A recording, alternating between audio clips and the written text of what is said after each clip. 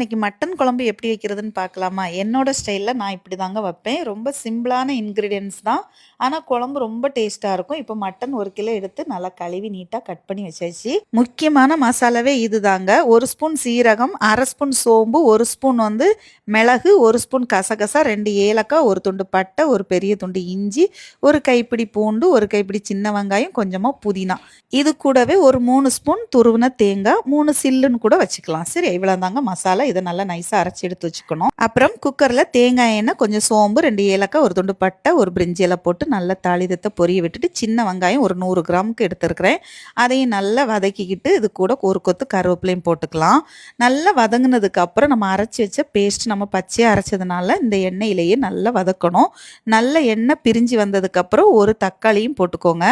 நல்லா வதங்கினதுக்கப்புறம் இது கூட தேவையான மசாலா, மஞ்சள் தூள், மிளகாத்தூள், மல்லித்தூள் வீட்டிலே வறுத்து பொடிச்சது. சரியா?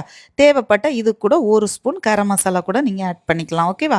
இந்த மசாலாவையும் நல்லா வதக்கிக்கணும். நல்லா வதங்கினதுக்கு அப்புறம் இது கூட நம்ம கழுவி வச்ச கறியை சேர்த்துக்கணும். இதுதாங்க ப்ராசஸ், வேறு எதுவுமே கிடையாது. நல்லா வதக்கிக்கும் போது இதுலேருந்தே நல்லா நீர் ஊற்றி வரும். அந்த கறி நம்ம கழுவி வச்சுருந்தோம்ல, நல்லா வதங்கினதுக்கப்புறம் எவ்வளோ தண்ணி இருக்குன்னு செக் பண்ணிவிட்டு தேவையான தண்ணி, உப்பும் சேர்த்து ஒரு 4-5 விசில் போட்டால் போதுங்க. அவ்வளோதாங்க. கம கமன்னு சூப்பராக குழம்பு ரெடி ஆயிரும். இதே மாதிரி செஞ்சுட்டு கமெண்டில் சொல்லுங்கள். சரியா?